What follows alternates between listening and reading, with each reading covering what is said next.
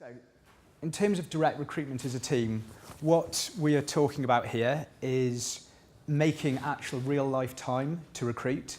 You know, it's a really common challenge. You know, when you speak to lots of in-house recruiters, that they've got lots of meetings, they've got lots of administration, whether it's job management, whether it's putting administrative elements around compliance.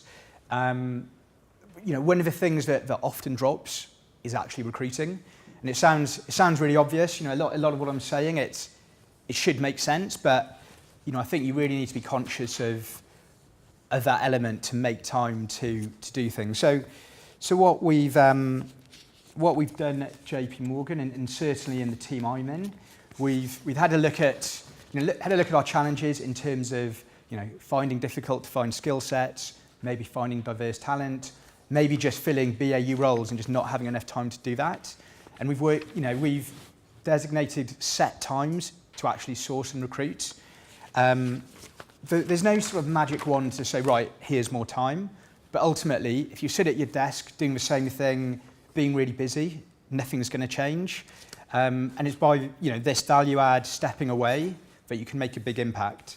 So the way we sort of manage this day to day is we made a set time as a team where we said, right, out of office on, phones off unless you're doing headhunting calls, turn off your emails, and then commit as a team to say, right, we are going to do 3 hours of sourcing.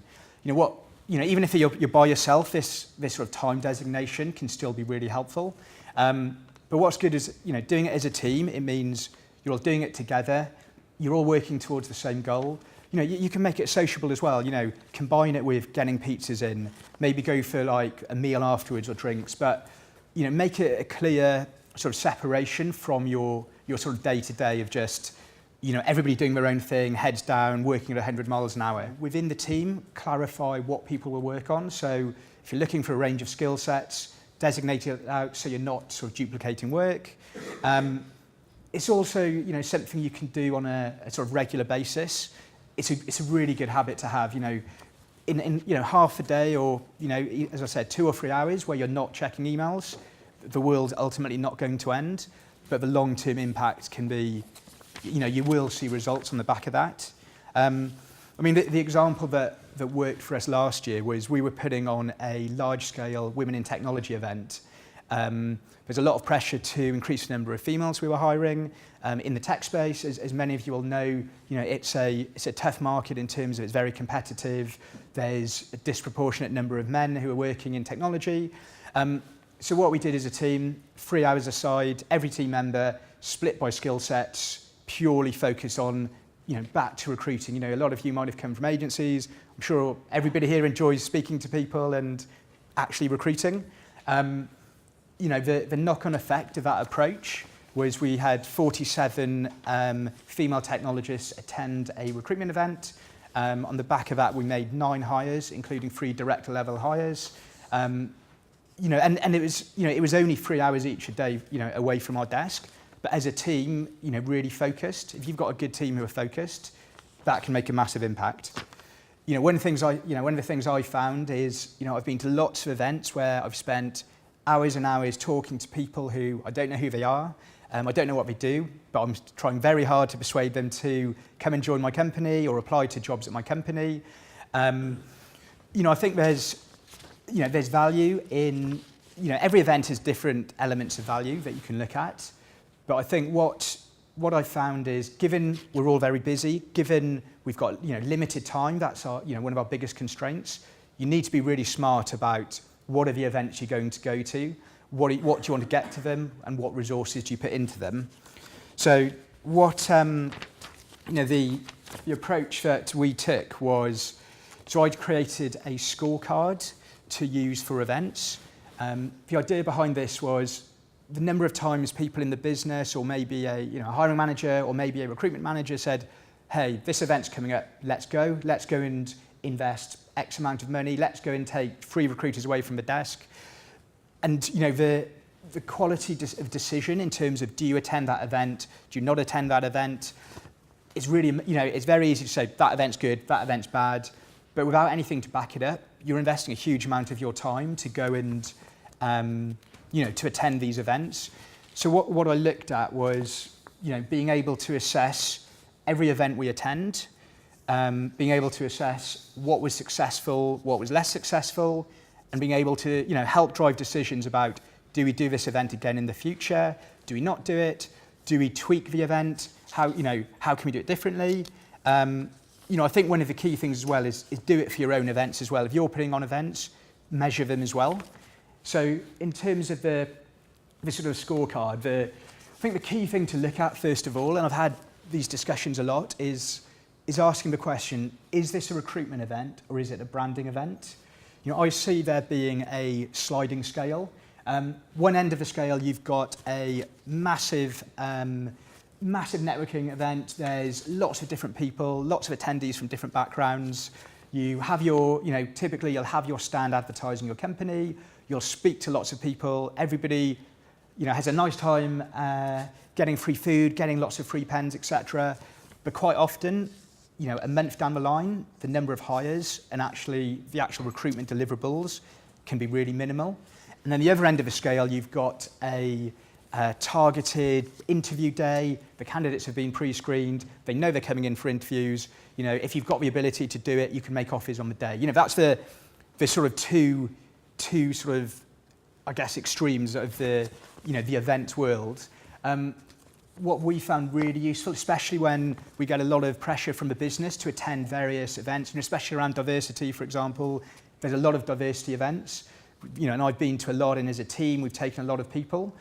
It's really important to try and, from the outset, if you let the business think that they're going to get a big recruitment outcome, then quite often you can disappoint them, because a lot of these networking events, it's great for branding. There's a lot of value in going. But in terms of saying we are going to massively impact our diversity stats, that can often be quite unrealistic.